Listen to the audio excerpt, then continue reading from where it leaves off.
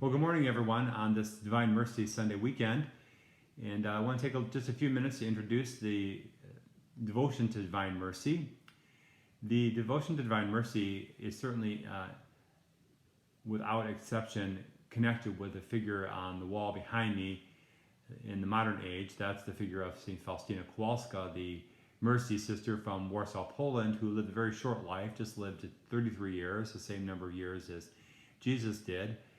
She was born in 1905 and died in 1938, right on the verge of World War II.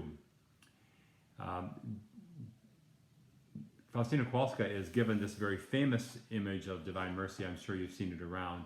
And this was given to her in a vision. The image is very much a modern depiction of the image of the Sacred Heart of Jesus. And Jesus in this image with his right hand is pointing to his merciful heart. And out of his merciful heart, the image that was given to Faustina depicted two rays of divine mercy. First of all, the red ray you see there, which represents the blood of Jesus, the sacrifice he made for our sake. And then the blue ray suggests water. We hear in the Gospel of John that blood and water flowed out of Jesus' heart. For us, that means that's how we experience, that's how we have access to the mercy of Jesus through the waters of baptism. So she was given this image, and it's very much connected with this devotion.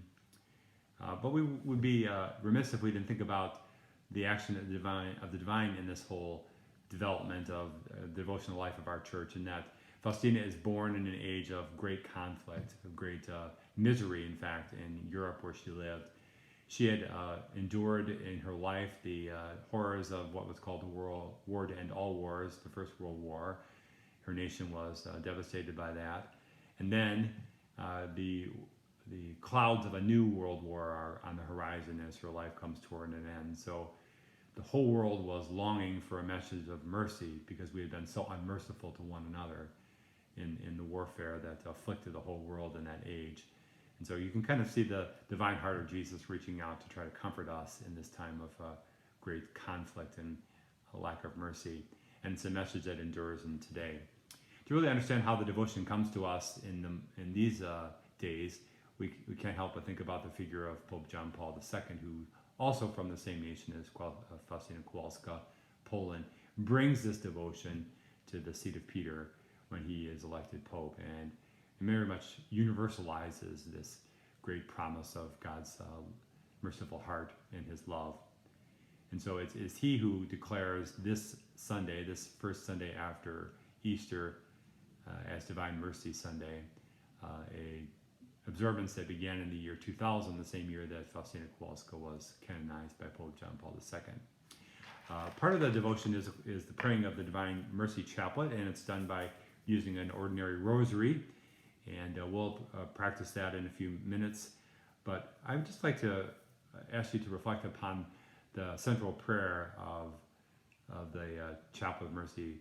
Have mercy on us and on the whole world. We keep praying over and over again. Certainly we can see that in two ways. First of all, we can see it as a legitimate need. We're calling upon God's merciful heart to come to us and care for us in this age as in every age. But in particular, we think about, of course, the affliction of the world with the pandemic that's going on, and we're recognizing that that is not something created by God. It's in fact, it's an absence of goodness that still needs to be filled with God's goodness, his mercy, and his healing. So we call upon mercy certainly for that, but also we can see the prayer, have mercy on us and on the whole world, as a praise of God's mercy as we pause, stop, and reflect in the past and recognize his merciful hand throughout all of our lives and all of our history, and that way strengthening our hope. So there'll be a second YouTube video on our parish channel that will be actually praying of the Chaplet of Mercy. I think we can use that over and over again. But in a particular way, that devotion will be prayed throughout the world this weekend, and I hope that you'll join your parish family at distance to pray that, asking God's mercy for healing in this time and thanking God for his many acts of mercy throughout history. Well, God bless you all. Look forward to seeing you all soon.